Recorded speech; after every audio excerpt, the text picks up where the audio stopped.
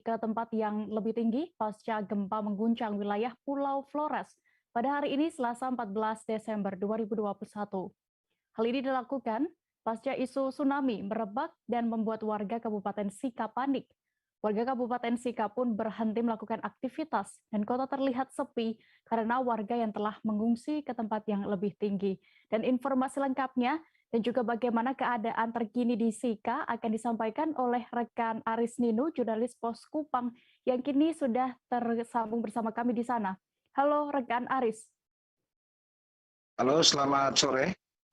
Selamat sore sahabat. rekan Aris. Iya, Ya, bisa informasikan dengan bagaimana kondisi terkini di Flores, Aris, tepatnya di beberapa kabupaten seperti Sika, Ende, dan Flotim pasca gempa berkekuatan 7,4 magnitudo. Terima kasih. Ya, perlu saya sampaikan gempa yang mengguncang Pulau Flores berada di kedalaman 112 km di utara Flores Timur. Gempa yang terjadi pada pukul 11.20 itu sungguh mengagetkan warga pada siang hari itu, dan warga di Kota Maumere khususnya sempat berhamburan keluar rumah untuk mengungsi ke tempat-tempat yang aman karena masih trauma dengan kejadian isu tsunami tahun 92. Warga keluar rumah, bahkan kantor-kantor pemerintah dan pusat perekonomian masyarakat di Kota Maumere ditutup. Sementara di Flores Timur pun demikian, warga juga mengungsi ke tempat-tempat yang lebih tinggi, yang pada umumnya pemukiman warga berada di pesisir pantai. Warga pun mencari tempat yang lebih tinggi karena sempat terdengar kabar bahwa akan terjadi tsunami, termasuk di Pulau Ende dan di Kabupaten Manggarai. Aktivitas warga setelah gempa sempat lumpuh sampai saat ini. Barusan terjadi gempa 2 kali pada pukul 16.35, sehingga membuat warga semakin panik. Lalu sampai saat ini pun warga juga masih berada di luar rumah. Lalu ada warga pun yang mengungsi ke tempat-tempat aman yang jauh dari pesisir pantai. Situasi saat ini warga juga masih diminta untuk tetap siaga, walaupun sudah ada himbauan dari pemerintah setempat untuk memerintah warga untuk kembali ke rumah, namun warga tetap siaga karena masih mengkhawatirkan akan terjadi gempa susulan. Demikian dia. Baik, berarti setelah gempa tadi pagi berkekuatan 7,4, sore waktu setempat sempat terjadi ya kembali gempa ini. Lalu bagaimana sejauh ini? Apa yang sudah dilakukan pemerintah setempat untuk mengantisipasi adanya kembali gempa susulan? Aris. Sejauh ini pada gempa yang barusan terjadi 2 kali pada pukul 16.35 waktu Indonesia Tengah, warga sempat keluar. Lalu setelah gempa pertama pada pukul 11.20, pemerintah Kabupaten Sika sempat menghimbau masyarakat untuk tetap waspada, lalu ke tempat-tempat yang sudah disiapkan pada lapangan-lapangan umum yang biasanya menjadi tempat evakuasi seperti lapangan kantor bupati, Stadion Gelora Samador. Lalu ada himbauan dari pemerintah melalui gereja dan masjid untuk membunyikan tiang listrik, lalu meminta warga untuk tetap berada di luar rumah. Jika terjadi gempa susulan, jangan terlalu berada di dalam rumah. Lalu meminta warga untuk mengungsi ke tempat-tempat yang sudah ditentukan pemerintah seperti lapangan kantor bupati, lalu Gelora Samador. Namun sampai sejauh ini warga memilih untuk mengungsi ke daerah jauh yang jauh dari pesisir pantai di Kecamatan Nita, Nele, dan Kuting yang jarak dengan pantainya 5-10 km. Demikian dia. Lalu sejauh ini, Aris, apakah sudah ada laporan terkait adanya kerusakan dan juga korban jiwa ketika gempa ini terjadi? Sejauh ini laporan terkait kerusakan gempa yang terjadi di Pulau Flores, khususnya di Kabupaten Sika, belum ada laporan. Namun sempat terjadi kepanikan di jalan raya ketika warga yang berada di kantor dan di tempat-tempat kembali ke rumah untuk melihat kondisi keluarganya. Sempat terjadi kecelakaan tadi di jalan-jalan utama, lalu terjadi kemacetan di jalan karena kepanikan warga. Tapi sejauh ini kerusakan fasilitas umum belum ada, tapi Bupati Sika telah meminta BPBD untuk melakukan pemantauan lagi di lapangan. Demikian dia. Baik, terima kasih rekan Aris Dino untuk laporan Anda langsung dari Kabupaten Sika, Nusa Tenggara Timur. Selamat bertugas kembali. Kita beralih ke Jakarta. Rumah Sakit Pusat Jantung Harapan Kita sudah berusaha semaksimal mungkin untuk menyelamatkan Haji Abraham Lunggana alias Haji Lulung dari penyakit yang dideritanya. Namun takdir berkata lain karena Haji Lulung menghembuskan nafas terakhirnya pada hari ini Selasa 14 Desember sekira pukul 10.50 waktu Indonesia Barat. Dan informasi lengkapnya akan disampaikan oleh rekan Ilham Rian Pratama, wartawan Tribun News yang kini sudah bergabung bersama kami di sana. Halo rekan.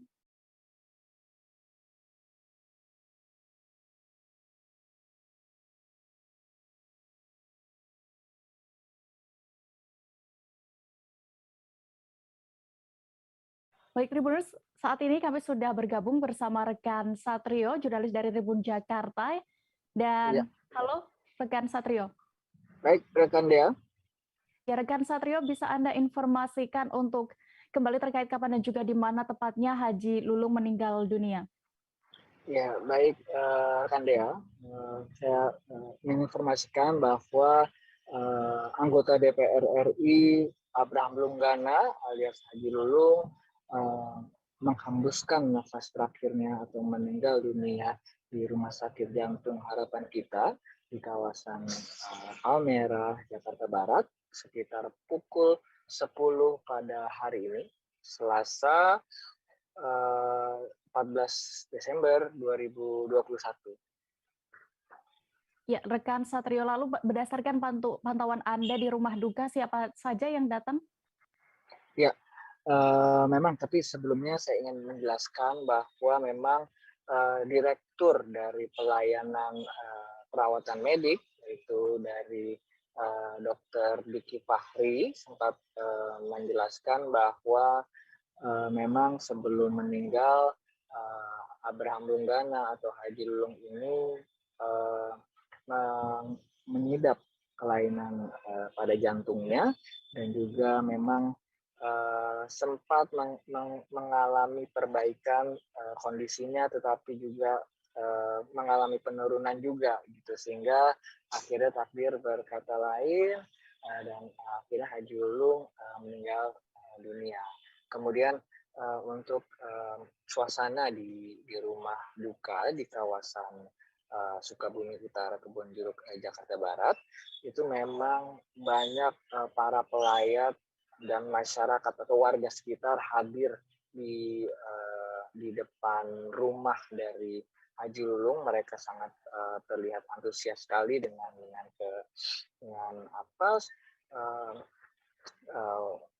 di rumah duka tersebut, dan juga di sekitar rumah duka tersebut banyak berdiri karangan bunga dari sejumlah pejabat dari pejabat DKI maupun juga tokoh-tokoh dari politik begitu. Kemudian terlihat juga di rumah sakit Harapan Kita ini terlihat Bapak Asrul Sani hadir, yaitu anggota DPR RI, juga sekaligus rekan dari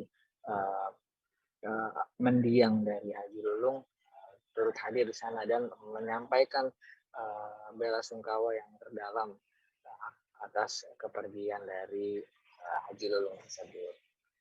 Begitu rekan ya. Ya, lalu informasi yang Anda dapatkan di mana makam Haji Lulung dimakamkan? Ya, jadi setelah jenazah tiba di rumah duka, kemudian jenazah dibawa ke Masjid Jami Al Anwar yang berada tak jauh dari rumah untuk segera dilakukan sholat jenazah begitu.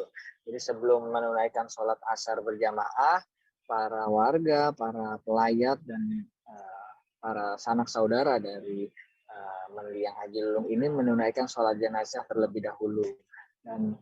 Dan ketika hendak sholat jenazah, ternyata Gubernur DKI Jakarta Anies Baswedan dan Wakil Gubernur DKI Jakarta Ahmad Rizal Patria serta Sekretaris Daerah Marullah Matali dan beberapa pejabat DKI lainnya ikut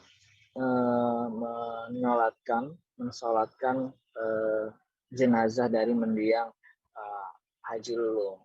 Kemudian sekitar pukul 6.16 setelah sholat asar selesai, para pelayat berbondong-bondong ya, mengantarkan jenazah dari Haji Lulung ke peristirahatan terakhirnya di TPU Karet Bifak Tanah Abang, Jakarta Pusat. Seperti itu rekan. Baik, terima kasih rekan Satrio untuk laporan Anda langsung dari Rumah Duka Haji Lulung di Jakarta. Selamat bertugas kembali. Kita beralih ke informasi berikutnya. Satu unit mobil jenis sedan terbakar seusai mengisi bensin atau BBM pada hari Senin 13 Desember malam kemarin. Insiden ini terjadi di stasiun pengisian bahan bakar umum Desa Beluluk, Kecamatan Pangkalan Baru, Kabupaten Bangka Tengah, Kepulauan Bangka Belitung. Berdasarkan rekaman CCTV, api berasal dari bawah mobil dan kemudian langsung menjalar ke bagian tangki mobil. Detail informasinya akan disampaikan oleh rekan Cepi Marlianto, wartawan Bangka Pos yang kini sudah terhubung bersama kami. Halo rekan Cepi.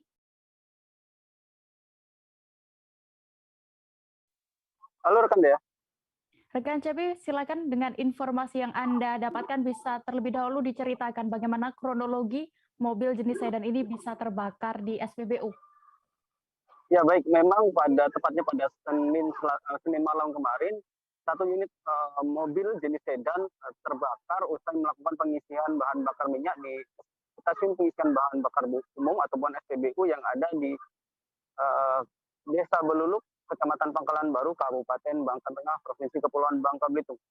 Memang mobil jenis sedan dengan nomor polisi BN 1587LK ini memang di Lahap Jago Merah saat kondisi SPBU tengah ramai, di mana seperti yang kita tahu memang sejak beberapa hari terakhir kondisi kelangkaan BBM terjadi di Provinsi Kepulauan Bangka Belitung, khususnya di Kota Pangkal Pinang.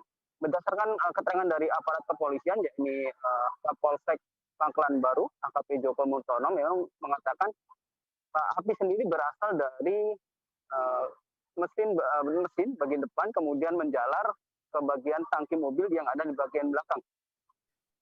Untuk kejadian sendiri memang terjadi sekitar pukul 8 waktu Indonesia bagian Barat, di mana saat ini memang kondisi SPBU masih tengah ramai, di mana memang ada sejumlah pengendara yang turut melakukan pengisian bahan bakar tepat di belakang mobil yang terbakar tersebut. Akan tetapi setelah mobil untuk selanjutnya memang api sendiri memang sempat dipadamkan oleh petugas SPBU maupun aparat kepolisian yang memang saat itu tengah berjaga di SPBU. Namun bukannya padam, api tersebut justru malah semakin membesar hingga akhirnya pihak kepolisian dan SPBU memanggil satu unit mobil pemadam kebakaran milik Bandara Depati Amir. Begitu rekan Dea. Lalu untuk pengemudi sendiri bagaimana keadaannya? Ya baik, untuk saat ini memang untuk pengemudi seperti diketahui usai kejadian mobil tersebut terbakar, pengemudi langsung melarikan diri. Sampai saat ini juga polisi masih terus mencari keberadaan pengemudi, di mana seperti yang diketahui memang mobil tersebut saat dilakukan identifikasi usai terjadi kebakaran memang didapati beberapa barang bukti seperti jerigen yang diduga digunakan oleh pemilik mobil untuk melakukan pengisian bahan bakar. Ya, yang mana pada saat itu sempat dikeluarkan dari dalam mobil usai kebakar. Sampai saat ini juga aparat kepolisian masih terus mencari keberadaan pelaku. Memang pada saat kejadian mobil tersebut terbakar, sopir sendiri sempat membaur dengan masyarakat sehingga setelah api mulai membesar, untuk pemilik mobil sendiri langsung melarikan diri guna menghindari pemeriksaan dari aparat kepolisian. Begitu rekan Dea. Baik, berarti rekan Cepi, pengemudi ini berarti disinyalir melakukan penimbunan BBM seperti itu? Ya, untuk pemilik mobil untuk apakah melakukan penimbunan BBM atau tidak, aparat kepolisian belum dapat memastikan. Seperti yang diketahui memang untuk tanda nomor kendaraan bermotor ataupun plat nomor mobil tersebut memang sampai sejauh ini tidak terregistrasi di pihak kepolisian. Kemudian berdasarkan beberapa barang bukti yang berhasil diambil oleh petugas dari Inafis Polres Pangkal Pinang, memang semalam didapati beberapa barang bukti berupa satu buah jerigen yang berisi bahan bakar jenis pertalite, kemudian satu selang infus yang memang diduga kuat digunakan oleh pengendara mobil untuk melakukan pengisian bahan bakar, begitu kan, Dek? Baik, terima kasih rekan Cepi dan berikut Tribuners kami tampilkan hasil wawancara jurnalis kami bersama Kapolsek Pangkalan Baru AKP Joko Murtono selengkapnya. Ya, sudah diperintahkan oleh Bapak Kapolres itu setiap SPBU diberikan pengamanan. Ini kan tidak kesengajaan, ya. Namanya musibah terjadi konslet, awal muasalnya kita tidak jelas dari mana, yang jelas itu tiba-tiba mobil ini terpersik, ada gesekan api dan akhirnya terjadilah kebakaran. Itu ada tangki infus, ya, tangki infus yang untuk di mobil ini sendiri dari awalnya tuh dibawa oleh pemilik mobil, dibawa keluar. Nah, itu. Termasuk jerigen berarti? Ya itulah jerigennya, itu jerigen infusnya untuk mobil ini. Ya. Berarti diduga kuat melakukan pengeritan dan ya? Kalau masalah diduga kuat pengeritan ini kan kalau kita belum ada bukti-bukti yang lain. Ya, itu. Untuk sementara ini dia masih hanya membeli BBM saja. Untuk pemilik dan saat ini? Sampai saat sekarang belum didapatkan pemiliknya karena yang bersangkutan melarikan diri. Kan otomatis itu ya. Siapa pemiliknya karena diduga nomor polisinya pun palsu. Ya, setelah dicek itu tidak sesuai dengan identitas kendaraan ini tersebut. Ya, tidak terregistrasi itu. Masyarakat Pelau, Maluku Tengah sempat melakukan aksi demonstrasi di Gong Perdamaian Kota Ambon. Aksi dilakukan untuk menagih janji pemerintah menyelesaikan konflik, terutama polemik pengungsi yang tak kunjung selesai. Untuk mengetahui lebih detail informasinya, sudah bergabung bersama kami rekan jurnalis Tribun Ambon, ada Mesya Marasabesi, yang akan menyampaikan informasi lengkapnya. Halo rekan Mesya. Halo Dea, halo Tribuners. Mesya, bisa Anda informasikan terlebih dahulu awal mula konflik Pelau ini terjadi sebenarnya bagaimana? Baik, Dea dan juga Tribuners, perlu saya informasikan bahwa bentrok antar warga Pelau Pulau Harubu, Kabupaten Maluku Tengah, awalnya terjadi pada Jumat 10 Februari 2012 silam. Nah, di mana bentrok tersebut menyebabkan kurang lebih 5 warga meninggal dunia dan puluhan warga lainnya mengalami luka-luka.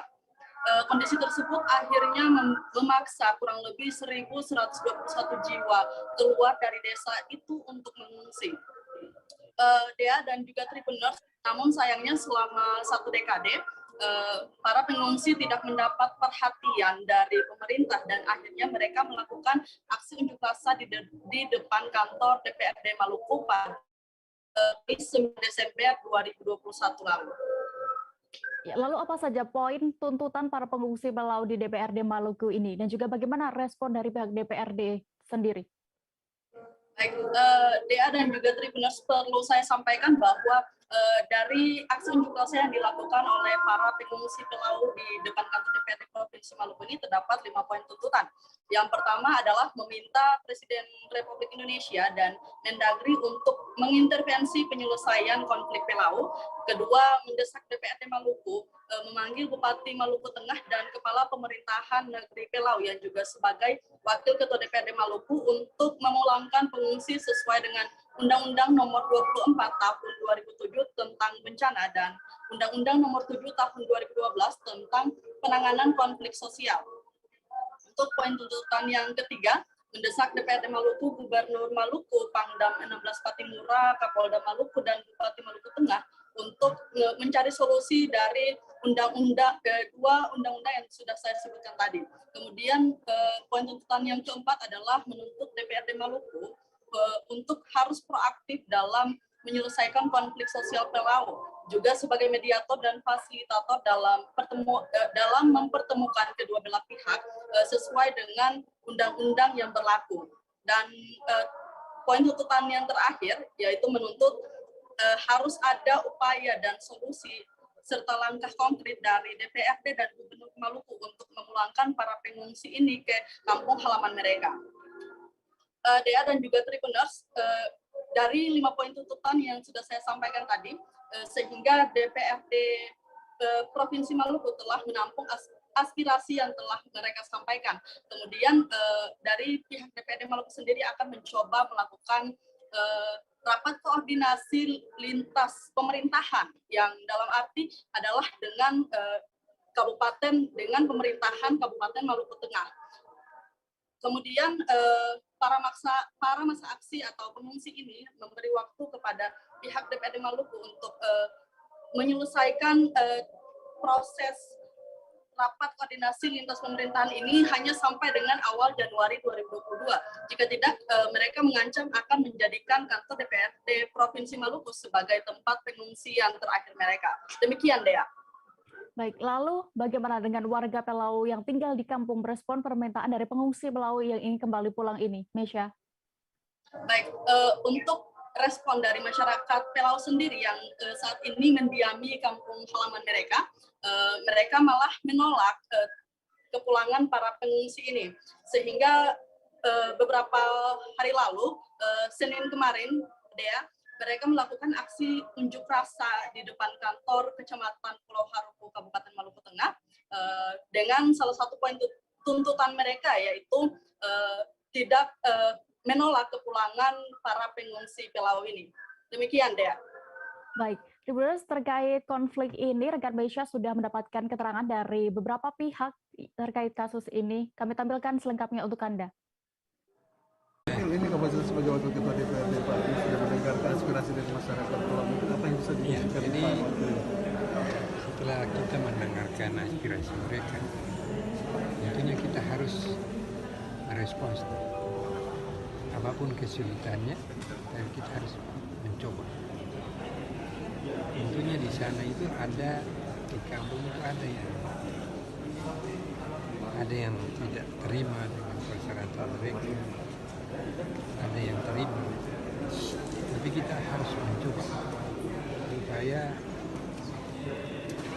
bisa kembali DPR ini berfungsi.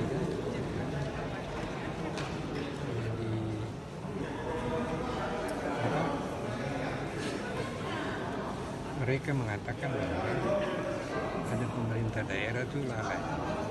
Jangan sampai pada satu saat kita dianggap lalai juga. Jadi pemerintah daerah tidak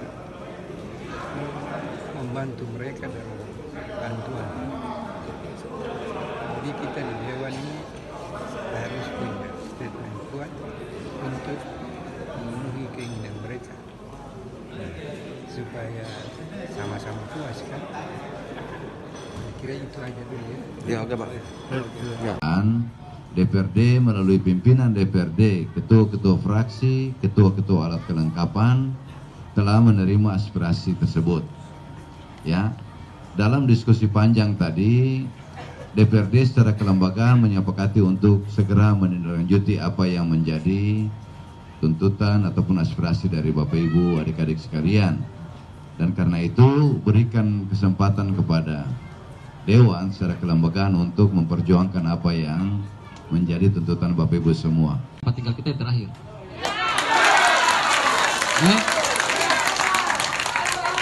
Itu jelas, itu jelas. Oke, itu sudah jelas. Ya, dan itu sudah jelas. Itu sudah jelas. Jika tidak ada tindak lanjut sebagaimana yang kita inginkan, tuntutan kita tadi sudah jelas bahwa DPRD Provinsi Maluku adalah tempat pengungsi kita yang terakhir. Kita akan duduki ini. Kita akan duduki kantor ini.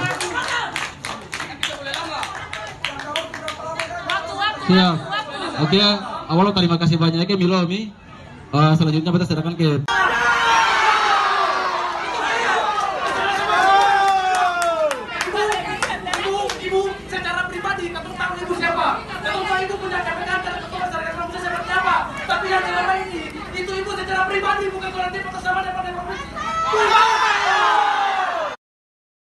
Kita beralih ke Papua, Tribuners. Kapal motor Cantika Lestari 88 terbakar di antara Pelabuhan Rakyat dan Pulau Dovior, Kota Sorong, Papua Barat.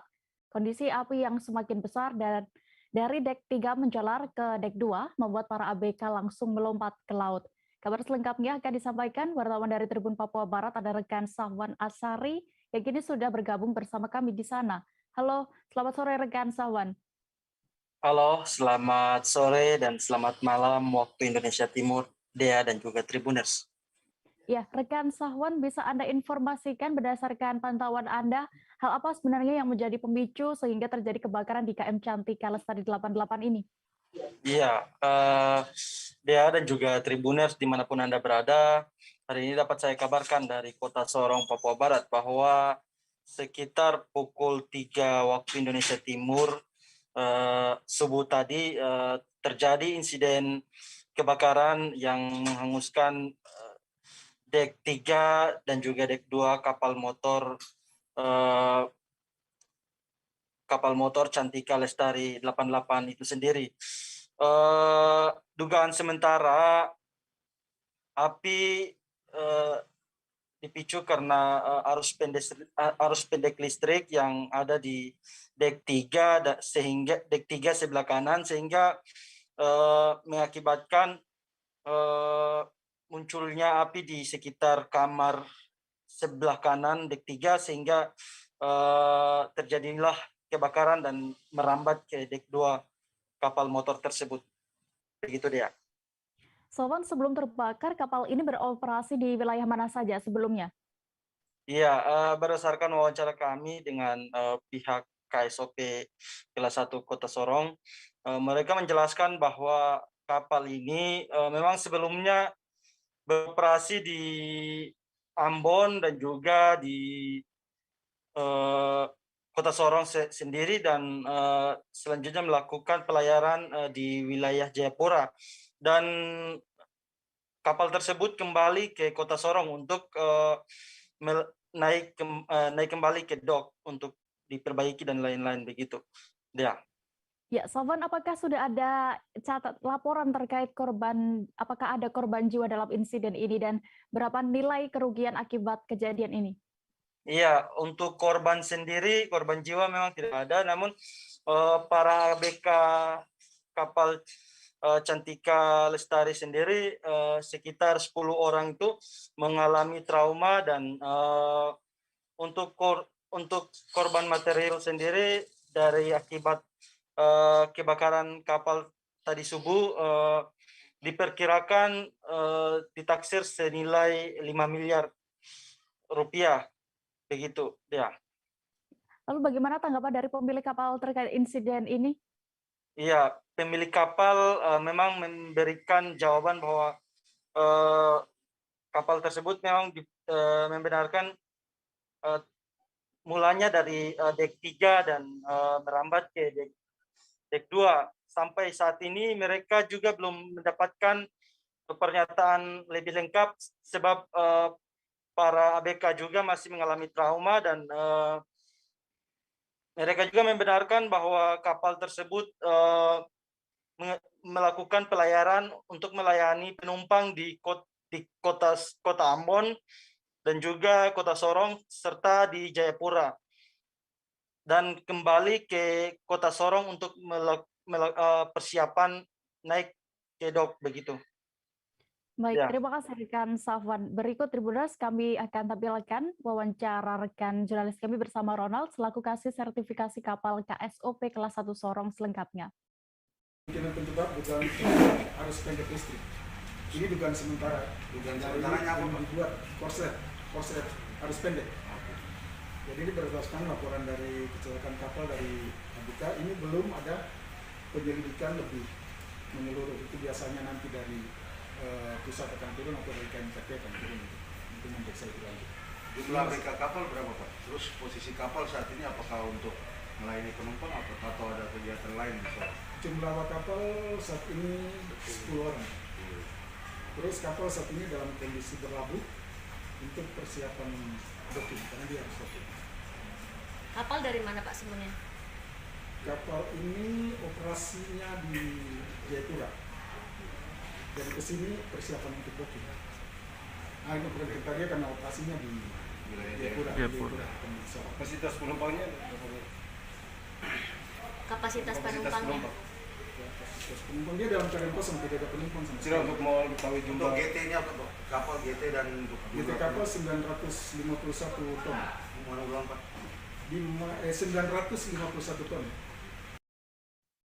Kami akan jeda sejenak Tribuners, tetaplah di Live Update. Oke, apa kabar Bang Aris di sini untuk strateginya? Kalau saya sendiri di Jumit 37 ini yang semalam baru mulai, Apa yang saya dirasakan udah Kak Fernita? Sebenarnya aku nggak ngerasa itu penangkapan atau penggerebegan atau apapun itu. Karena gini loh, posisinya aku kriteria. Jadi kita mengenal disebut dengan stroke yang tidak berdarah dengan stroke yang berdarah.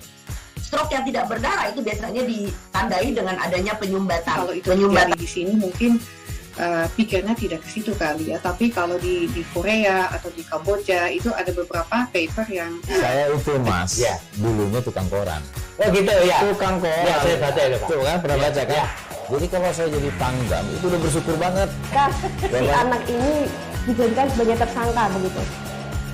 Ya, kalau ini kita bicara yang di luar kasus Bongombo ya. Dengan nama hujan shower, di mana terdapat batas jelas antara daerah hujan dan tidak hujan yang biasanya terjadi pada fase awal mature stage atau tahap berbahaya dewasa. itu Kang. Jadi mulai artinya terjadinya perlembekan. Nah itu untuk penetrasi akan sulit. Gitu ya. Dok, saya ini menurut saya memang tidak mudah, bukan urusan tanah diambil. Kalau misalnya Amerika Serikat sekarang, Rasulullah mengatakan dalam sebuah hadis bahwa berpuasa di 6 hari Syawal itu.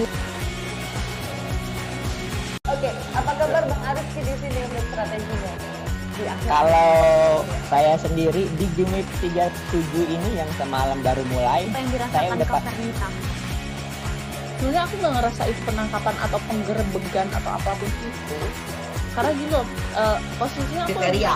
Jadi kita mengenal disebut dengan stroke yang tidak berdarah dengan stroke yang berdarah.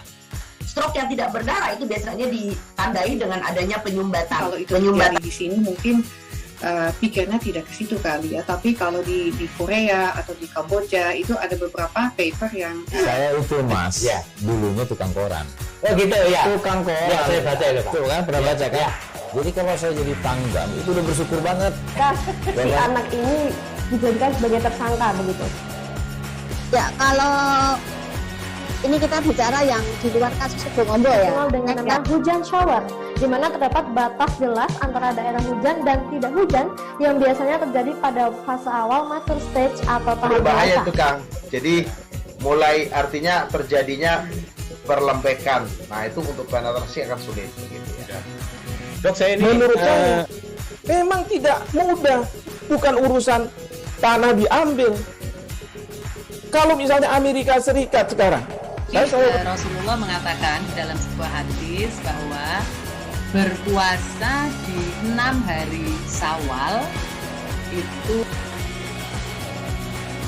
Oke, apa kabar Bang Aris di sini untuk strateginya? Kalau saya sendiri di Jumit 37 ini yang semalam baru mulai, Apa yang saya dirasakan udah Kak Fernita? sebenarnya aku nggak ngerasa itu penangkapan atau penggerebegan atau apapun itu. Karena gini loh, posisinya aku kriteria. Jadi kita mengenal disebut dengan stroke yang tidak berdarah dengan stroke yang berdarah. Stroke yang tidak berdarah itu biasanya ditandai dengan adanya penyumbatan. Kalau itu terjadi di sini mungkin pikirnya tidak ke situ kali ya. Tapi kalau di Korea atau di Kamboja itu ada beberapa paper yang Saya itu Mas, ya, dulunya tukang koran.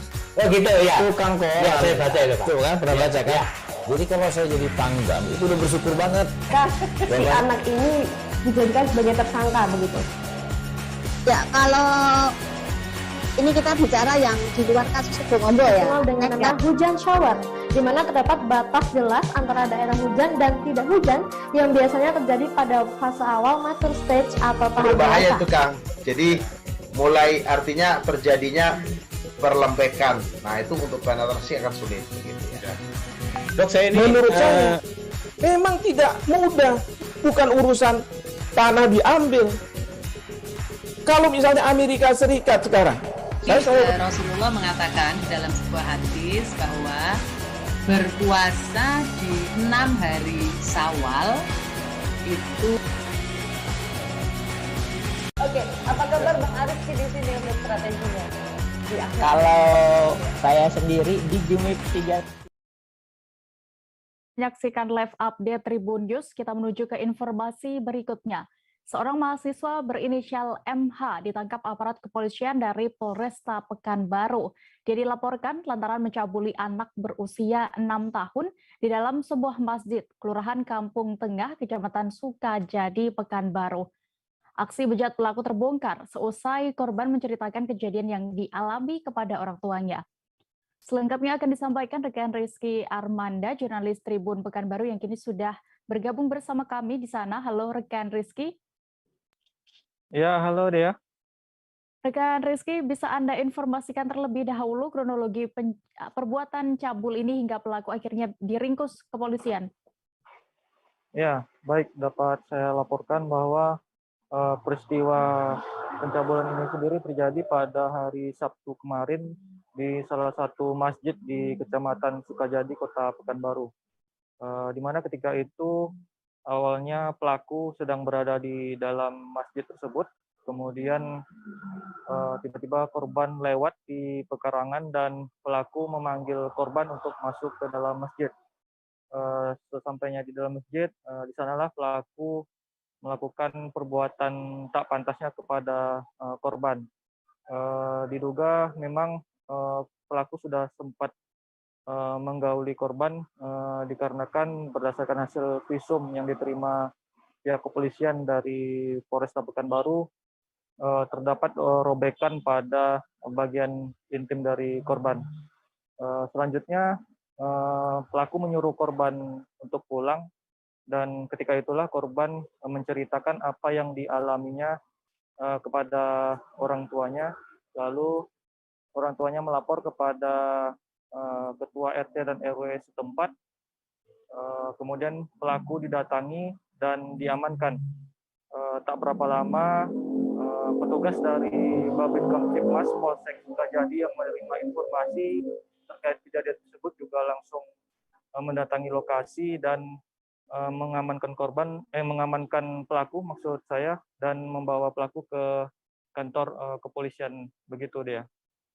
Baik, rekan Rizky, bisa Anda informasikan lebih detailnya terkait sosok pelaku ini dan juga apa motifnya hingga berperilaku seperti itu? Ya, pelaku MH, 24 tahun, merupakan seorang mahasiswa dan berdasarkan keterangan dari pihak kepolisian, MH berkuliah di salah satu universitas di negara Mesir dan saat ini sedang menjalani proses perkuliahan semester 1. Dan tersangka MH yang turut dihadirkan dalam ekspos kasus mengaku bahwa dirinya sering menonton film porno, kemudian akhirnya terbesit pikiran jahat untuk melakukan perbuatan cabul terhadap korban di dalam masjid. Begitu dia. Lalu bagaimana untuk proses hukum terhadap pelaku saat ini? Ya, pelaku sendiri kini sudah diamankan dan kasus ini ditangani oleh unit perlindungan perempuan dan anak PPA dari Satuan Reserse Kriminal Polresta Pekanbaru dan tersangka dijerat dengan pasal 81 dan 82 Undang-Undang Perlindungan Anak dengan ancaman hukuman di atas 5 tahun kurungan penjara, begitu. Baik. Tribuners, rekan jurnalis kami sudah mendapatkan keterangan dari Kompol Juper Lumban Torwan selaku Kasat Reskrim Polresta Pekanbaru terkait kasus ini. Berikut kami tampilkan selengkapnya. Sampaikan kronologisnya adalah ketika tersangka ini sedang berada dalam masjid, kemudian si korban sedang lewat di samping tempat ibadah tersebut. Ya, kemudian si tersangka ini memanggil korban untuk masuk ke dalam, ya. Kemudian dituruti korban sampai di dalam, baru si tersangka ini melakukan aksinya, ya. Dan hasil visum yang sudah kita terima bahwa adanya robekan, dalam artian sudah sempat disetubuhi oleh si tersangka ini. Kemudian setelah selesai ya si tersangka ini menyuruh si korban untuk pulang ke rumahnya. Sampai di rumah yang memang jaraknya tidak jauh dari masjid tadi. Sampai di rumah si anak menceritakan kejadian tersebut kepada ibunya. Kita menuju Jawa Barat, Tribuners. Komisi 2 Dewan Perwakilan Rakyat Daerah Kota Bogor melakukan inspeksi mendadak ke kantor Dinas Perhubungan Kota Bogor. Sidak dipimpin oleh Ketua Komisi 2 DPRD Kota Bogor, Rusli Prihatevi. Inspeksi mendadak tersebut dilaksanakan sebagai tugas dan fungsi pengawasan Komisi 2 dalam bidang perekonomian dan keuangan. Detail informasinya akan disampaikan oleh rekan Lingga, jurnalis Tribun Bogor yang kini sudah bergabung bersama kami. Halo rekan Lingga. Ya, Dea. Rekan Lingga, bisa Anda informasikan terkait sidak yang dilakukan DPRD Kota Bogor ini? Apa saja temuan di sana di kantor Dinas Perhubungan Kota Bogor? Ya, Dea dan rekan-rekan Tribuners, Komisi 2 DPRD Kota Bogor kembali melakukan inspeksi mendadak ke beberapa dinas yang memang menjadi sumber PAD Kota Bogor. Salah satunya itu mendatangi Dinas Perhubungan Kota Bogor. Di sana Komisi 2 DPRD Kota Bogor menemukan adanya berbagai temuan yang memang dinyatakan harus dioptimalkan. Di antaranya adalah loket kir yang berada di samping yang berada di komplek area kantor Dinas Perhubungan. Di sana DPRD menyoroti di mana jam buka loket yang di sana ditulis hingga pukul 2 siang, namun sebelum pukul 2 siang loket tersebut sudah tutup. Itu yang disayangkan oleh anggota DPRD, sehingga walaupun memang pelayanan sudah kosong, mestinya pelayanan tetap dibuka sesuai dengan jadwal yang sudah ditentukan. Seperti itu, Dea. Apa yang mendasari DPRD Kota Bogor melakukan sidak ini, Lingga? Ya, Dea, seperti diketahui bahwa Komisi 2 DPRD Kota Bogor ini merupakan bidang perekonomian dan keuangan, sehingga harus memastikan bahwa PAD yang bersumber dari pendapatan asli daerah ini bisa berkontribusi baik itu terhadap pembangunan Kota Bogor dan pemasukan Kota Bogor. Selain itu juga karena memang ini berkaitan dengan pelayanan masyarakat, sehingga pelayanan harus maksimal mungkin untuk melayani masyarakat sehingga tidak ada kendala, karena memang menjelang Natal dan Tahun Baru ini banyak kendaraan yang harus dicekir ataupun diuji sebelum melaksanakan operasional, di mana untuk meminimalisir adanya kecelakaan lalu lintas. Seperti itu, Dea. Lalu rekan Lingga, terkait temuan dari hasil sidak ini, apakah ada juga masukan dari pihak DPRD Kota Bogor? Ya, Dea dan rekan-rekan Tribuners, beberapa masukan yang disampaikan oleh Komisi 2 DPRD Kota Bogor ini diantaranya adalah harus membuka jam operasional semaksimal mungkin sesuai dengan jadwal yang sudah ditentukan. Selain itu juga jika memang nanti terjadi antrian, harus ada pengantri yang memang tersistematis. Itu artinya ketika ada penumpukan ataupun ramai ujikir, harus dibuat sistem antrian menggunakan nomor antrian sehingga tidak ada penumpukan di kantor Dinas Perhubungan. Karena memang seperti diketahui kondisi kantor Dinas Perhubungan Kota Bogor ini luasannya tidak begitu luas, sehingga bakal menimbulkan kemacetan di Jalan Raya Tajur. Untuk itu pihaknya meminta agar ada sistem antrian yang baik. Selain itu juga jam operasional yang harus dimaksimalkan. Seperti itu, Dea. Baik. Tribuners, terkait hal ini, rekan Liga juga sudah mewawancarai Ketua Komisi 2 DPRD Kota Bogor, Rusli Prihatevi. Selengkapnya kami tampilkan untuk Anda. Karena memang seperti kita ini menjelang Tahun Baru atau menjelang Natal, banyak mobil-mobil libur atau segala macam. Kalaupun kita tahu bahwa PPKM itu dibatalkan, ya kita memungkinkan, karena memang di era lonjakan kegiatan transportasi ini banyak kecelakaan. Jadi kita dari Komisi 2 punya inisiatif, jangan sampai KIR ini hanya sebatas rutinitas yang memang kadang-kadang dalam tanda petik kita menghindari itu. Jadi walau bagaimanapun kebutuhan siapapun, yang paling penting adalah keselamatan masyarakat. Demikian, Ketua. Iya, jadi tambahan sedikit memastikan bahwa kita juga ke Dishub, karena bagian daripada KIR juga ada sumber PAD, ya, karena di situ ada retribusi. Tapi di lain daripada itu, kami ingin memastikan bahwa pengguna jasa di sini, baik yang melakukan KIR, proses dari tahapan sampai dia selesai itu seperti apa. Jadi jangan sampai juga mereka ada kendala. Tapi alhamdulillah tadi kita sudah lihat, hanya saja situasi hari ini operasional. ya situasi operasional. Oke lah, mungkin ini tidak terlalu banyak, tapi saya kira waktu yang memang operasional sampai kerja itu bisa dioptimalkan. Jadi bahasa Jawa. Kementerian Keuangan Direktorat Jenderal Pembendaharaan Sulawesi Tenggara menyerahkan DIPA atau Daftar Isian Pelaksanaan Anggaran dan juga petikan dan TKDD tahun anggaran 2022. Penyerahan DIPA dan juga TKDD ini berlangsung di Hotel Claro Kendari. DIPA, petikan dan daftar alokasi TKDD 2022 tersebut diserahkan secara simbolis kepada 15 kuasa pengguna anggaran satuan kerja mewakili 442 satker lingkup Provinsi Sulawesi Tenggara. Dan untuk mengetahui lebih detailnya, sudah bergabung bersama kami wartawan Tribun Sultra, ada rekan Amelda Devi yang akan menyampaikan informasi lengkapnya. Halo rekan Amel. Iya Dea. Rekan Amel, bisa Anda informasikan apakah ada alokasi khusus terhadap anggaran yang diberikan dalam acara tadi? Ya, baik. Terima kasih, Dea. Untuk diketahui, penyerahan DIPA dan TKDD tahun 2022 dari Ditjen Perbendaharaan kepada pemerintah Provinsi Sulawesi Tenggara itu untuk DIPA-nya sendiri dilaksanakan memang lebih awal diberikan dengan harapan agar mendukung penanganan COVID-19, pemulihan ekonomi, dan berbagai prioritas pembangunan strategi. Ya, jadi dari total APBN, total belanja negara pada APBN 2022 itu sebesar 2,714 triliun rupiah dirancang untuk mengantisipasi pandemi COVID-19 yang belum berakhir ini. Kemudian belanja pemerintahan pusat dalam APBN tahun 2022 itu sebesar 1,944 triliun rupiah, di mana hal itu sejalan dengan tema kebijakan fiskal, yaitu percepatan pemulihan ekonomi dan reformasi struktural. Ya, kemudian ya untuk TKDD sendiri pada APBN 2022 itu sebesar 769,6 triliun rupiah yang tersebar di 34 provinsi di Indonesia, salah satunya Sulawesi Tenggara.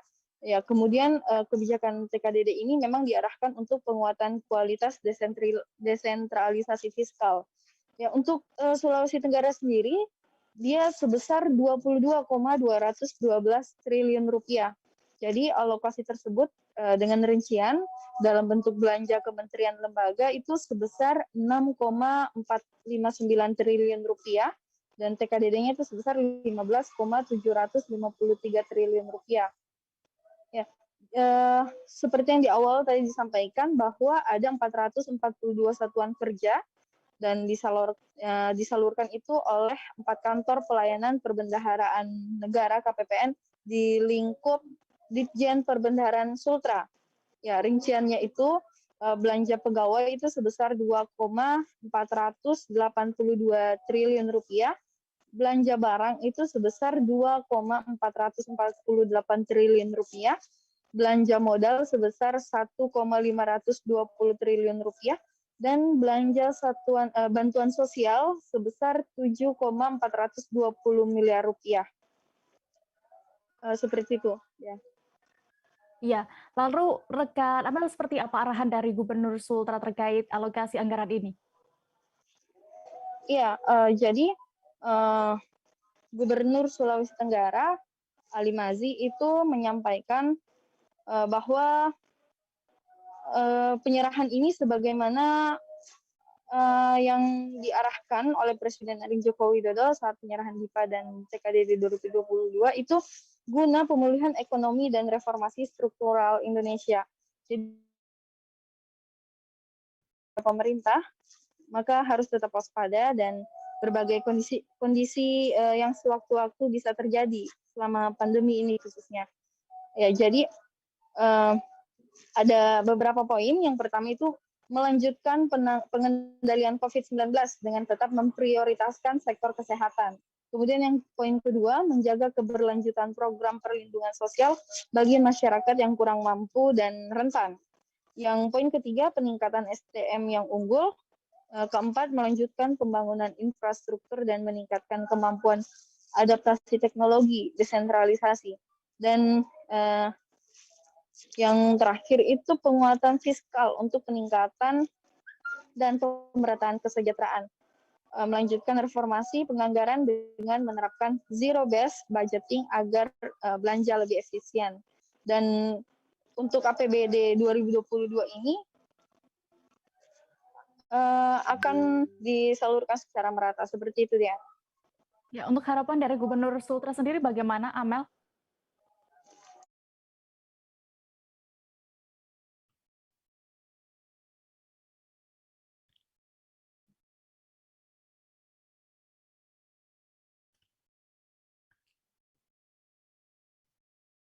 Keuangan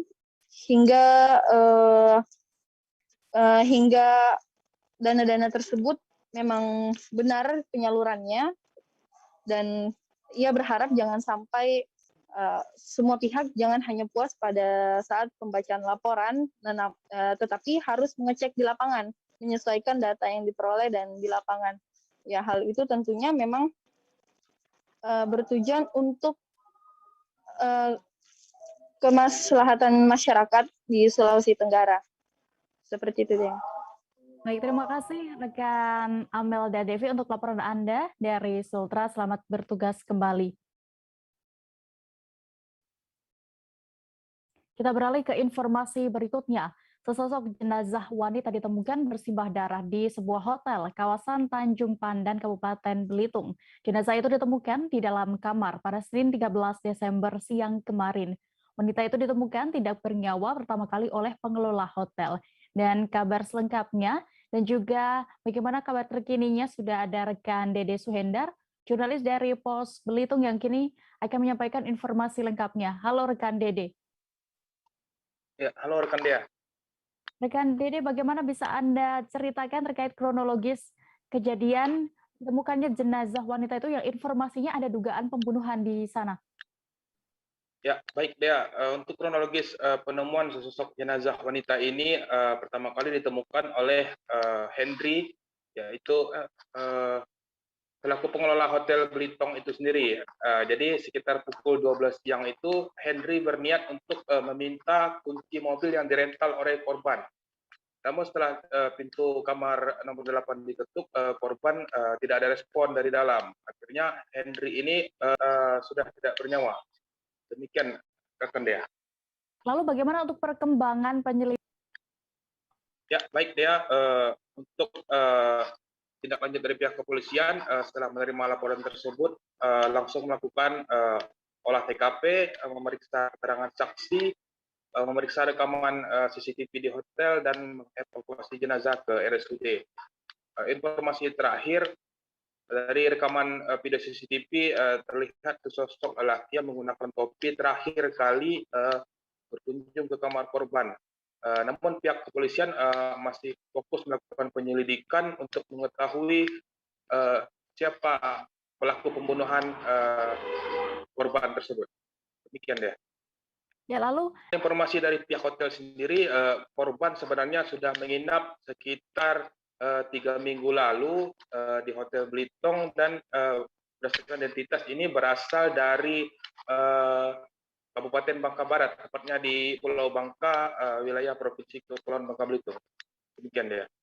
Baik, Tribuners, terkait kejadian ini sudah ada keterangan dari Kasat Reskrim Polres Belitung, Ibtu Edi Purwanto, yang sudah didapatkan oleh jurnalis kami tampilkan selengkapnya.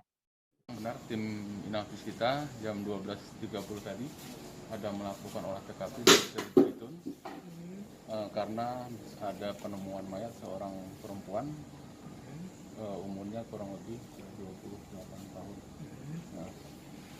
Nah, setelah kita melakukan olah TKP, korban kita bawa ke rumah sakit untuk mendapatkan visum dari dokter. Terkait dengan penyebab kematian, nanti kita menunggu hasil dari dokter, kira-kira akibat benda tumpul, terus akibat apa, nanti hasil dari visumnya. Nah, terkait mayat tersebut mungkin diperkirakan malam kejadiannya, diperkirakan malam hari. Jadi Bang, untuk ini ada dugaan korban pembunuhan Bang? Kalau kita melihat dari TKP kemungkinan ada, tapi terkait dengan hal tersebut masih kita dalami, nanti hasil dari penyelidikan kita seperti apa, untuk perkembangan nanti kita kabari. Jadi untuk tanda-tanda ini kan ada tamu mungkin katanya kan itu. Terkait dengan itu tamu memang benar dari beberapa orang yang kita minta keterangan, memang ada tamu pada waktu itu masuk ke dalam kamar. Ya, mungkin ada petunjuk juga dari rekaman CCTV hotel. Dari CCTV kita mendapat rekaman itu. Ya. Bang, untuk korban ini bang berapa orang? Korban sesuai dengan identitasnya berasal dari Pulau Bangka. Kita beralih ke Kalimantan Selatan. Sebuah rumah di Melati Indah 1 Jalan Pramuka, Kelurahan Sungai Lulut, Kecamatan Timur, Kota Banjarmasin ambruk. Saat ambruk diketahui ada sejumlah penghuni yang sedang tertidur di dalam rumah.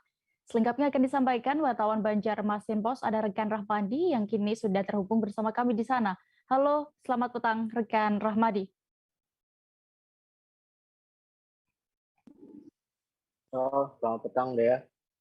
Ya, bisa Anda informasikan apakah sudah ada keterangan dari warga sekitar atau pihak terkait bagaimana suasana sebelum rumah ini ambruk?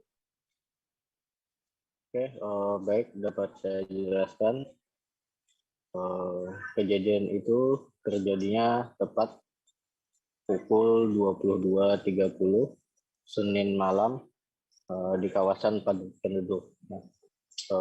Menurut tetangga korban sendiri, sebelum rumah itu ambruk, terdengar suara keras seperti ada orang meloncat dari atap, seperti itu dia. Dan menurut warga sekitar juga pada siang harinya rumah tersebut sudah terlihat miring, begitu dia.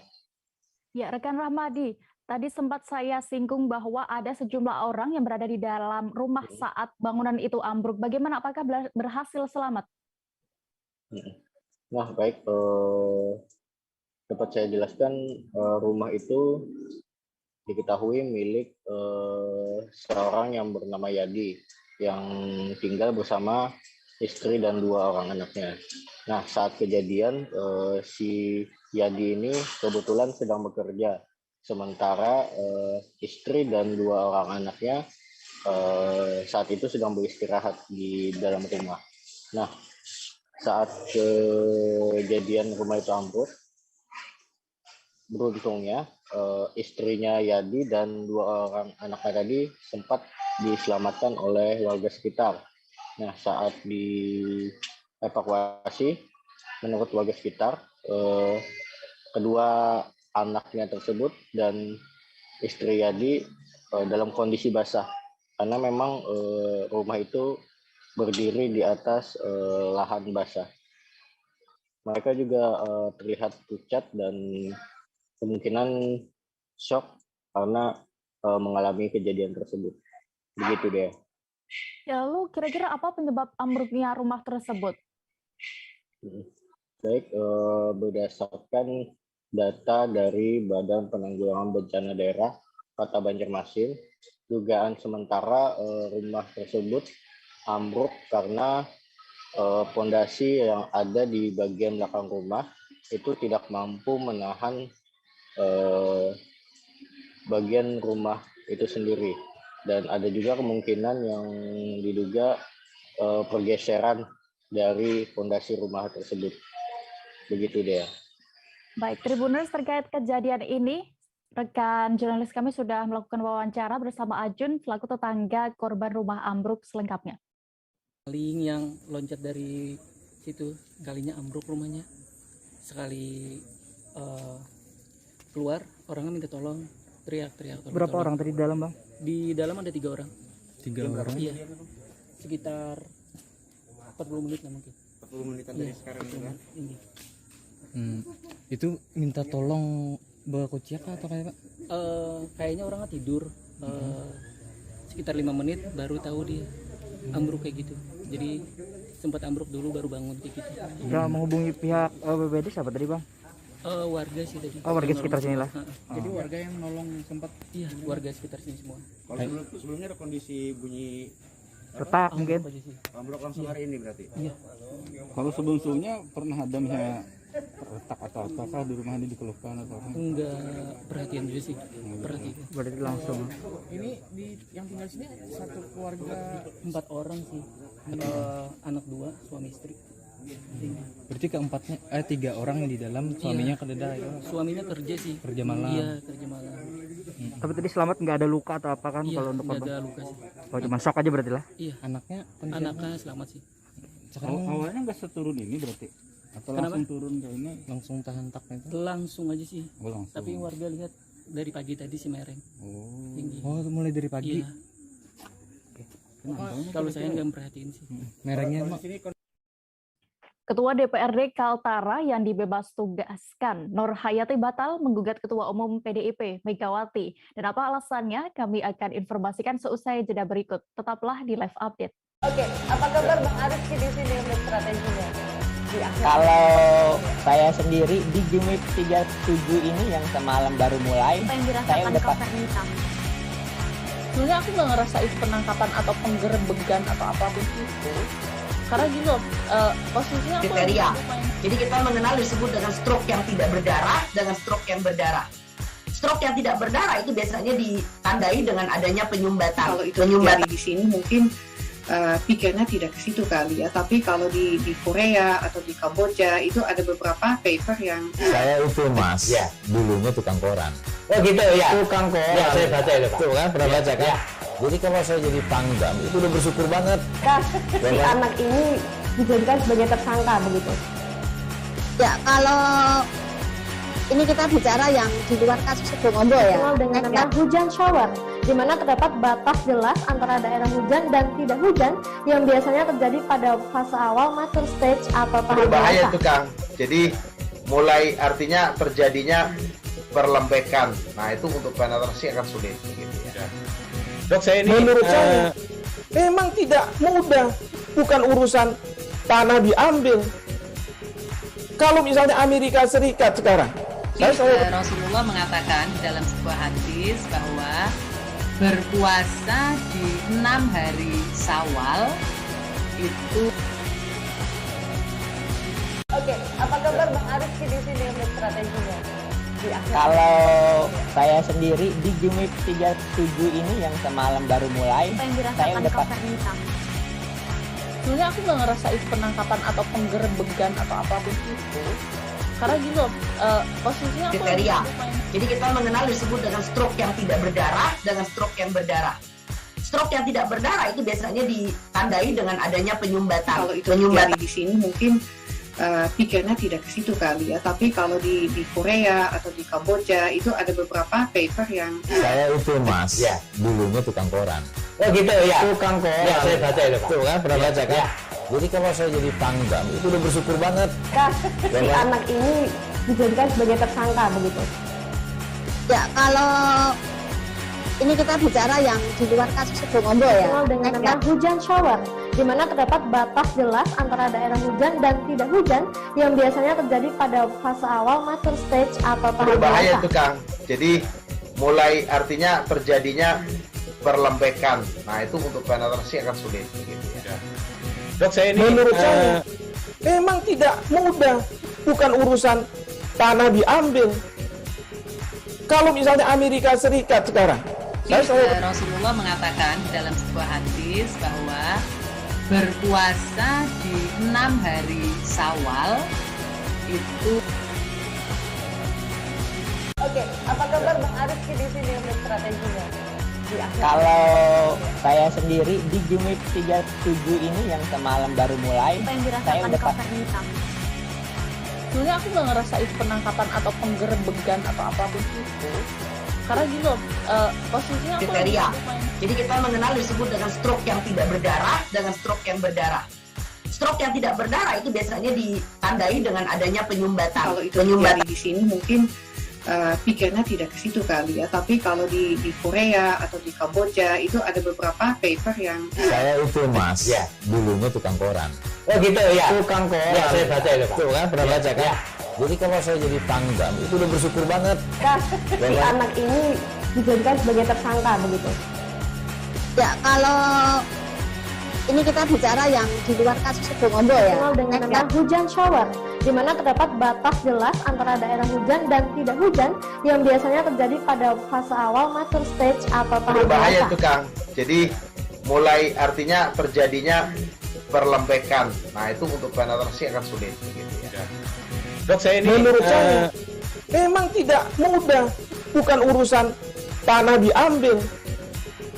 Kalau misalnya Amerika Serikat sekarang, Rasulullah mengatakan dalam sebuah hadis bahwa berpuasa di 6 hari Syawal itu. Oke, apa kabar Bang Ariski di sini untuk strateginya? Kalau saya sendiri di Jumip 37 ini yang semalam baru mulai, saya udah sebenarnya aku nggak ngerasa itu penangkapan atau penggerebegan atau apapun itu, karena gini loh, posisinya aku kriteria. Jadi kita mengenal disebut dengan stroke yang tidak berdarah dengan stroke yang berdarah. Stroke yang tidak berdarah itu biasanya ditandai dengan adanya penyumbatan. Kalau itu terjadi di sini mungkin pikirnya tidak ke situ kali ya, tapi kalau di Korea atau di Kamboja itu ada beberapa paper yang saya itu Mas, ya, dulunya tukang koran. Oh gitu ya. Tukang koran. Ya, saya baca itu Pak. Tuh kan, pernah baca kan? Ya. Jadi kalau saya jadi pangdam itu udah bersyukur banget. Si anak ini dijadikan sebagai tersangka begitu. Ya, kalau ini kita bicara yang di luar kasus Sebongombo ya. Dikenal dengan nama hujan shower, di mana terdapat batas jelas antara daerah hujan dan tidak hujan yang biasanya terjadi pada fase awal mature stage atau tahap berbahaya dewasa. itu Kang. Jadi mulai artinya terjadinya perlembekan. Nah itu untuk penetrasi akan sulit. Gitu ya. Dok, saya ini menurut saya memang tidak mudah, bukan urusan tanah diambil. Kalau misalnya Amerika Serikat sekarang, Rasulullah mengatakan dalam sebuah hadis bahwa berpuasa di 6 hari Syawal itu. Oke, apa kabar Bang Ariski di sini untuk strateginya? Kalau saya sendiri di Jumip 37 ini yang semalam baru mulai, saya udah sebenarnya aku nggak ngerasa itu penangkapan atau penggerebegan atau apapun itu, karena gini loh, posisinya aku kriteria. Jadi kita mengenal disebut dengan stroke yang tidak berdarah dengan stroke yang berdarah.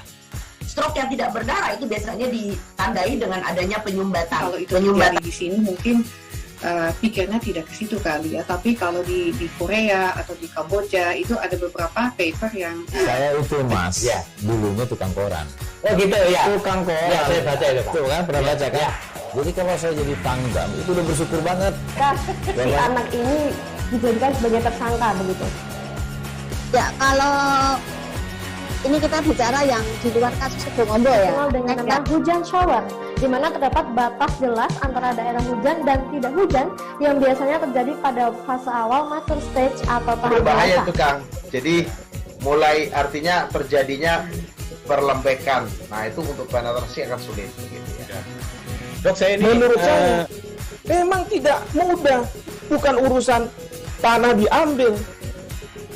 Kalau misalnya Amerika Serikat sekarang, Rasulullah mengatakan dalam sebuah hadis bahwa berpuasa di 6 hari Syawal itu. Oke, apa kabar Bang Ariski di sini untuk strateginya? Kalau saya sendiri di Jumip 37 ini yang semalam baru mulai, saya udah sebenarnya aku nggak ngerasa itu penangkapan atau penggerebegan atau apapun itu, karena gini loh, posisinya aku kriteria. Jadi kita mengenal disebut dengan stroke yang tidak berdarah dengan stroke yang berdarah. Stroke yang tidak berdarah itu biasanya ditandai dengan adanya penyumbatan. Kalau itu terjadi di sini mungkin pikirnya tidak ke situ kali ya, tapi kalau di Korea atau di Kamboja itu ada beberapa paper yang saya itu Mas, ya, dulunya tukang koran. Oh gitu ya. Tukang koran. Ya, saya baca itu Pak. Tuh kan, pernah baca kan? Ya. Jadi kalau saya jadi pangdam itu udah bersyukur banget. Si anak ini dijadikan sebagai tersangka begitu. Ya, kalau ini kita bicara yang di luar kasus Sebongombo ya. Dikenal dengan nama hujan shower, di mana terdapat batas jelas antara daerah hujan dan tidak hujan yang biasanya terjadi pada fase awal mature stage atau tahap berbahaya dewasa. itu Kang. Jadi mulai artinya terjadinya perlembekan. Nah itu untuk penetrasi akan sulit. Gitu ya. Dok, saya ini menurut saya Memang tidak mudah, bukan urusan tanah diambil. Kalau misalnya Amerika Serikat sekarang, Rasulullah mengatakan dalam sebuah hadis bahwa berpuasa di 6 hari Syawal itu. Oke, apa kabar Bang Arifki di sini untuk strateginya?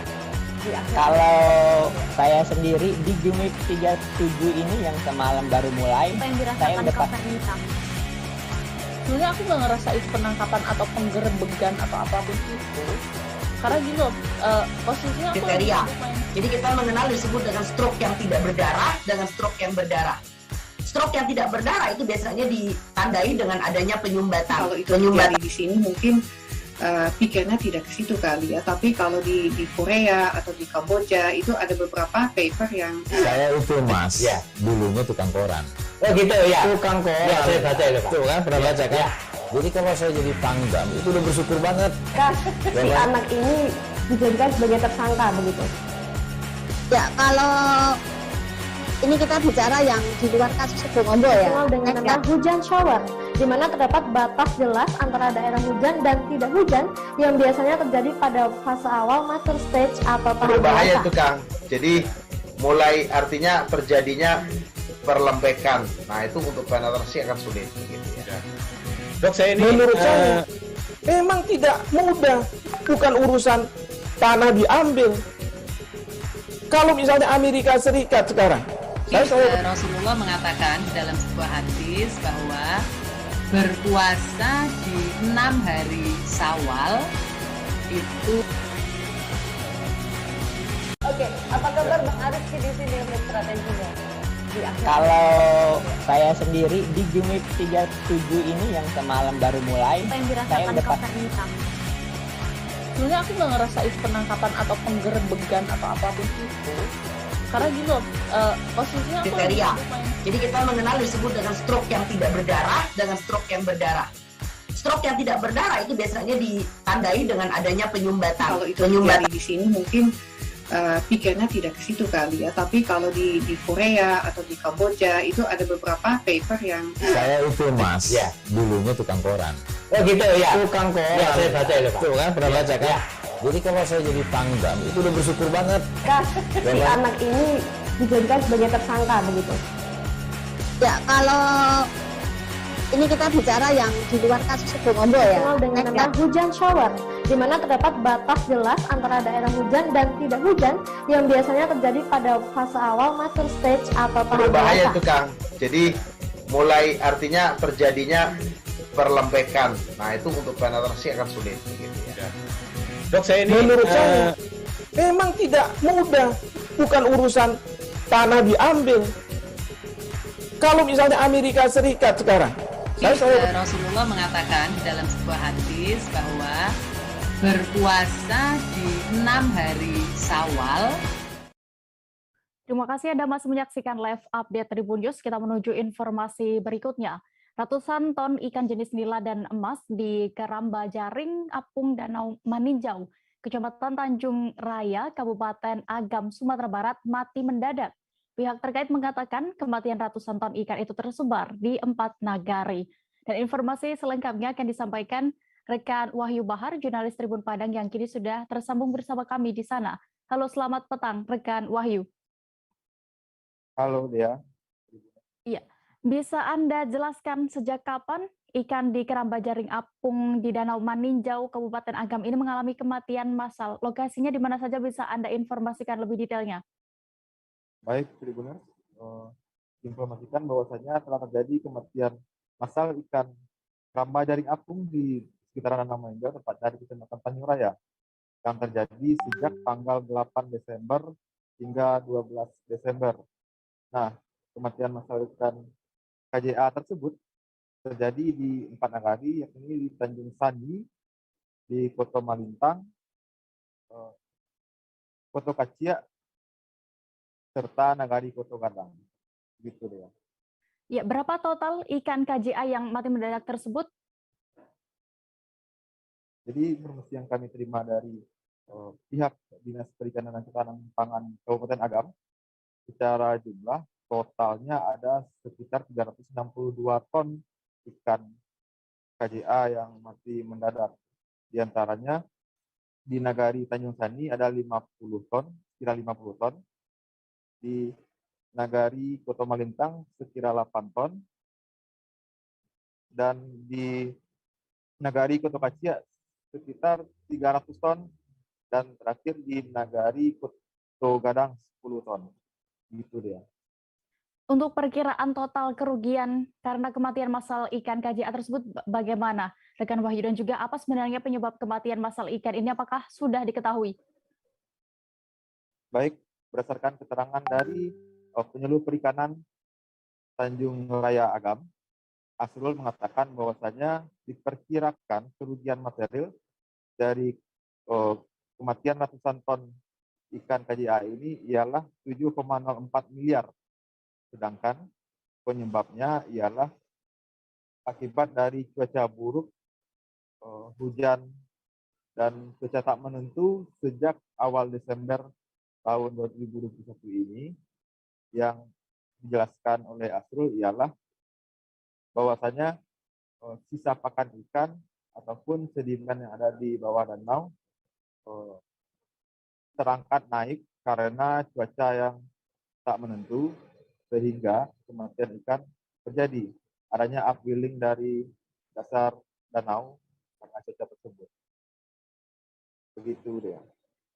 Baik, terima kasih jurnalis Tribun Padang, rekan Wahyu Bahar untuk laporan Anda langsung dari Kabupaten Agam. Selamat bertugas kembali. Kita beralih ke informasi berikutnya. Nurhayati Andris menggugat secara perdata DPP PDIP dan DPD PDIP Kaltara di Pengadilan Negeri Tanjung Selor kelas 1B beberapa waktu lalu. Gugatan itu dilayangkan buntut dari dicopotnya Nurhayati sebagai Ketua DPRD Kaltara.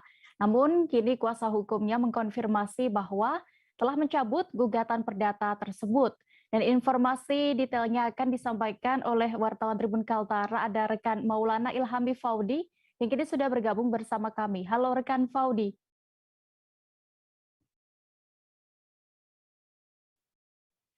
Halo rekan Dea dan Tribuners. Baik, rekan Faudi, untuk sebelumnya bisa Anda informasikan kembali bagaimana sebenarnya duduk perkara pergantian Ketua DPRD Kaltara ini? Baik rekan Dea, bahwa pada 2 minggu sebelumnya terdapat surat dari DPP PDIP yang ditandatangani oleh Ketua Umum Megawati Soekarno Putri dan juga Sekretaris Jenderal DPP PDIP Hasto Kristianto yang menyatakan bahwa Nurhayati Andris dibebas tugaskan dari posisinya sebagai Ketua DPRD Kaltara dan juga posisinya di partai selaku Sekretaris DPD PDIP Kaltara. Pada saat itu, setelah surat itu keluar, pihak Nurhayati Andris mengaku akan mengikuti instruksi partai. Begitu. Namun perkembangannya kemudian pada hari Sabtu lalu, pihak kuasa hukum Nurhayati Andris dari Mansur dan Syafriuddin Partners menyampaikan bahwa akan melakukan gugatan terhadap DPP PDIP dan DPD PDIP Kaltara atas surat pembebas tugasan Nurhayati Andris selaku Ketua DPRD dan juga selaku Sekretaris DPD PDIP Kaltara. Begitu rekan Dea. Lalu langkah Nurhayati Andris setelah dibebas tugaskan ini bagaimana? Iya, Nurhayati Andris memang awalnya sempat mengaku akan mengikuti dan menjalani instruksi partai. Artinya awalnya Nurhayati Andris mengaku akan legawa dengan keputusan yang diambil oleh partai PDIP. Namun kemudian pihak kuasa hukum menyampaikan bahwa pihaknya akan menggugat secara perdata surat tersebut dari DPP PDIP dan juga kepada DPD PDIP Kaltara. Lalu perkembangannya kemudian pada hari Senin lalu, pihak kuasa hukum kembali mencabut gugatan perdatanya tersebut yang sebelumnya sudah dilayangkan ke Pengadilan Negeri Tanjung Selor, dan sampai saat ini pihak Nurhayati Andris juga belum mau mengungkapkan langkah apa saja setelah pihaknya mencabut gugatan tersebut, termasuk rencana akan melaporkan secara pidana Ketua DPD PDIP Kaltara Joni Leng Impang Jadi untuk saat ini pihak dari Nur Hayati Andries mengaku tidak ingin memperpanjang persoalan kliennya dengan partai PDIP. Begitu rekan dia.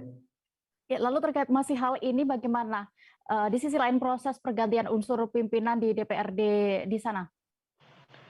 Baik rekan dia, bahwa kemarin dari Badan Musyawarah atau Bamus DPRD Kaltara itu sudah menggelar rapat terkait jadwal kegiatan DPRD Kaltara.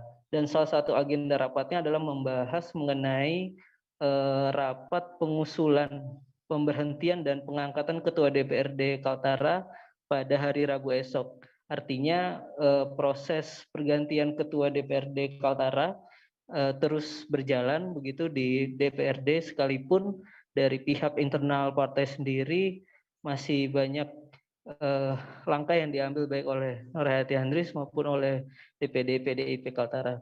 Dan kami kemarin juga sempat mewawancara Wakil Ketua DPRD Kaltara, menyampaikan bahwa setelah rapat paripurna untuk pengusulan pemberhentian dan pengangkatan Ketua DPRD yang baru, nantinya surat usulan tersebut akan diserahkan kepada Pemprov Kaltara untuk nantinya ditindaklanjuti ke Kementerian Dalam Negeri. Dan setelah ada surat ketetapan atau surat keputusan dari Kemendagri terkait pengusulan dan pemberhentian dan pengangkatan Ketua DPRD yang baru, nanti baru pihak DPRD Kaltara akan melakukan pelantikan terhadap Ketua DPRD yang baru yang definitif, yang sebelumnya sudah diajukan oleh DPP PDIP, yaitu Albertus Stefanus Marianus yang akan menggantikan Nur Hayati Andries. Begitu rekan dia. Baik, terima kasih rekan Faudi. Dan berikut Tribuners kami tampilkan keterangan dari kuasa hukum Nur Hayati Andries, yakni ada Mansur, terkait perkara ini selengkapnya. Yang telah kami ajukan ke Pengadilan Negeri Tanjung Kelor yang terdaftar di bawah nomor 62 PDIP 2021 PNPJS. Jadi karena isunya besar ya, berkembang di masyarakat bahwa teknologi juga Megawati artinya tidak memperpanjang persoalan ini. Jadi dari itu yaitu satu gugatan, dan gugatan yang dilayangkan di Pemprov hari itu tidak layak karena ya ada perasaan emosi dan juga desakan dari keluarga besar ya, dan juga dari lembaga adat. Jadi karena mereka melihat bahwa ini ada perlakuan yang adil ya, dan juga bukanlah gugatan ya, partai. Kita beralih ke informasi berikutnya. Tribuners, kami akan mengajak Anda untuk jalan-jalan sebentar secara virtual ke Sumatera Selatan. Untuk diketahui Tribuners, Kota Pagar Alam memang merupakan satu daerah tujuan wisata di Sumsel yang memang memiliki banyak objek wisata baik alam dan juga wisata terpadu. Namun salah satu wisata yang sering menjadi tujuan para wisatawan yaitu ada wisata perkebunan dan pertanian atau agrowisata. Salah satunya yakni daya tarik di agrowisata Pagar Alam Selian Pertanian, kopi juga. Kemudian juga ada kopi, tanaman jeruk, gerga juga di sana ada Tribuners. Dan untuk mengetahui lebih detailnya bagaimana suasana di sana sudah bergabung bersama kami rekan jurnalis Ripoku.com, ada Wawan Septiawan yang akan menyampaikan informasi lengkapnya. Halo rekan Wawan. Halo rekan Dea. Ya, rekan Wawan, silakan dengan informasi Anda. Bisa dijelaskan kenapa jeruk gerga ini menjadi daya tarik wisatawan di sana? Oke, terima kasih Dea. Salam untuk Tribunius, bahwa memang Pagar Alam ini adalah salah satu daerah destinasi wisata yang ada di Sumatera Selatan. Selain wisata alam yang memang ada pegunungan yang cukup terkenal, yaitu Gunung Dempo, wisata air terjun yang Pagar Alam juga dijuluki sebagai kota 1000 air terjun. Pagar Alam juga merupakan salah satu kawasan pertanian yang ada di Sumatera Selatan. Ini menjadi program unggulan pemerintah Kota Bagaralam. Untuk itu memang selama ini andalan yang cukup dikenal yaitu tanaman kopi. Namun saat ini Pemkot Bagaralam mengembangkan jenis komoditi lain, yaitu jenis tanaman buah-buahan jeruk gerga. Jeruk gerga ini memang baru, karena memang baru sekitar 6 tahun ini jeruk gerga ini dikembangkan di Bagaralam. Namun selain menjadi komoditi pertanian, sekarang jeruk gerga menjadi salah satu komoditi agrowisata yang setiap tahun, bahkan setiap libur panjang, wisatawan memburu untuk membeli jeruk gerga ini dia. Ya, lalu selain jeruk gerga ini di agrowisata Pagar Alam ada komoditi andalan apa lagi lainnya? Ya, setelah saya sebutkan tadi bahwa selama ini Pagar Alam dikenal oleh masyarakat, terutama masyarakat Sumsel sebagai daerah penghasil kopi.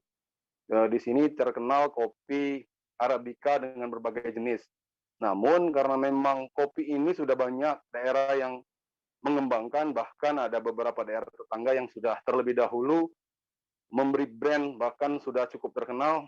Jadi pemerintah Kota Bagaralam mengalihkan komoditi lain yang bisa menjadi komoditi andalan dan juga menjadi tujuan wisata seperti jeruk gerga tadi. Bahkan juga sekarang Pemkot Bagaralam fokus kepada tanaman sayur-sayur, Dea. Ya, lalu sejauh informasi yang Anda dapatkan, jadi apa saja yang telah dilakukan Pemkot setempat untuk memajukan sektor agrowisata di Pagar Alam ini, rekan Wawan? Iya, Dea. Pemkot Bagaralam untuk mengenalkan agrowisata ini sering sekali membawa hasil bumi Kota Bagaralam ke berbagai pameran, baik secara regional, nasional. Dan jeruk gerga ini sempat menjadi buah terfavorit di kegiatan Festival Buah se-Sumatera Selatan. Ini salah satu bentuk dukungan pemerintah kota kepada para petani jeruk gerga dan para petani jenis tanaman lain, ya. Baik, terima kasih rekan Wawan Septiawan untuk informasi Anda langsung dari Pagar Alam, Sumatera Selatan. Selamat bertugas kembali. Kita beralih ke informasi berikutnya. Sejumlah barang bukti tindak pidana yang sudah berkekuatan hukum tetap dimusnahkan oleh Kejari Minahasa Utara di halaman gedungnya. Dan banyak barang bukti yang merupakan bagian dari penanganan hukum yang ditangani oleh Kejaksaan Negeri Binut ini mulai dari senjata tajam hingga obat-obatan terlarang. Informasi lengkapnya akan disampaikan wartawan dari Tribun Manado, ada rekan Arthur Rompis yang kini sudah bergabung bersama kami di sana. Halo rekan Arthur. Ya, selamat malam Dea dan Tribuners. Selamat malam rekan Arthur. Bagaimana bisa Anda informasikan tadi suasana pemusnahan barang bukti tindak pidana ini? Jadi tadi baru saja berlangsung pemusnahan barang bukti yang sudah berkekuatan tetap oleh Kejaksaan Negeri Minahasa Utara di lapangan yang berada di kantor Kejaksaan Negeri Minahasa Utara. Jadi pemusnahan berlangsung dengan cara barang-barang yang menjadi barang bukti itu dimusnahkan dengan cara dibakar dengan api. Namun ada itu dimusnahkan dengan cara dipatahkan dengan memakai alat pemotong. Jadi menurut keterangan yang dihimpun tribunmanado.co.id, ada sekitar 20-an barang bukti yang terdiri dari barang bukti pidana umum. Kemudian di situ juga ada barang bukti narkotika, juga ada macam-macam obat terlarang dan juga ponsel-ponsel.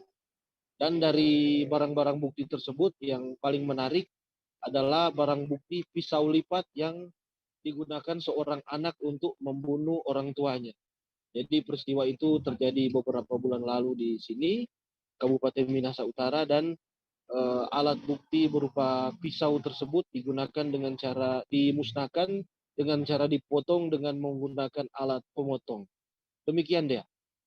Baik, lalu bisa Anda informasikan lebih detailnya lagi terkait barang lain yang dimusnahkan di saat itu? Jadi barang lain yang dimusnahkan yang cukup menyita perhatian adalah obat-obatan psikotropika, jadi ada yang disebut THD, itu obat-obatan yang seperti obat-obat yang biasa dijual di warung yang warnanya kuning. Jadi itu sering disebut sebagai obat anjing gila. Jadi itu sangat, jika digunakan oleh para pengguna akan memiliki efek yang sangat dramatis bagi para pengguna, dan itu memang salah satu barang yang cukup banyak dimusnahkan karena memang ada banyak sekali pengungkapan kasus narkotika di Minas Utara pada tahun ini. Demikian ya. Baik, terima kasih rekan Arthur Rompis untuk laporan Anda. Selamat bertugas kembali. Siswa SDN Cempaka Putih Timur 03 antusias mengikuti vaksinasi COVID-19 yang digelar hari ini, Selasa 14 Desember 2021. Namun, sebagian dari mereka ternyata masih takut dengan jarum suntik. Teriakan histeris pun juga sempat mewarnai pelaksanaan vaksinasi pelajar hari ini. Dan selengkapnya akan disampaikan rekan Miftahul Munir, jurnalis Warta Kota yang kini sudah bergabung bersama kami di sana. Halo, selamat petang, rekan Munir. Selamat petang, Dea. Iya, bisa Anda informasikan terkait kegiatan vaksinasi di sini? Memang ada sempat jika kita ya yang melihat ini ada kejadian lucu, anak-anak tersebut yang takut disuntik, apa alasannya?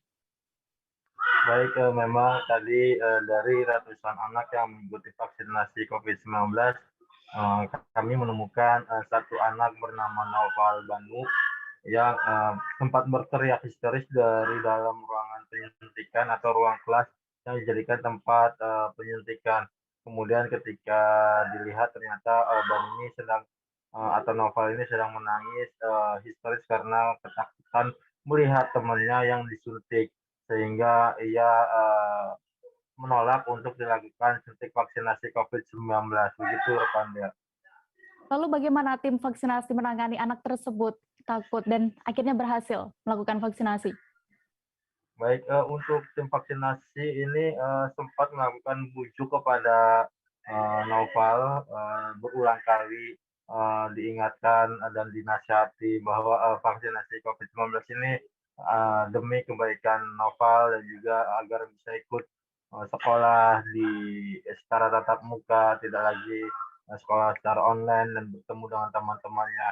Kemudian tetap saja Naufal tidak mau disuntikan hingga dokter yang melakukan penyuntikan itu turun tangan melakukan bujuk juga kepada Naufal, hingga akhirnya dipanggillah orang tua dari Naufal. Begitu kan ya. Dan akhirnya Naufal ini berani ya untuk disuntik dan mau. Baik, setelah dibujuk oleh orang tua dari Naufal, akhirnya bocah kelas 5 SD tersebut mau mengikuti vaksinasi COVID-19.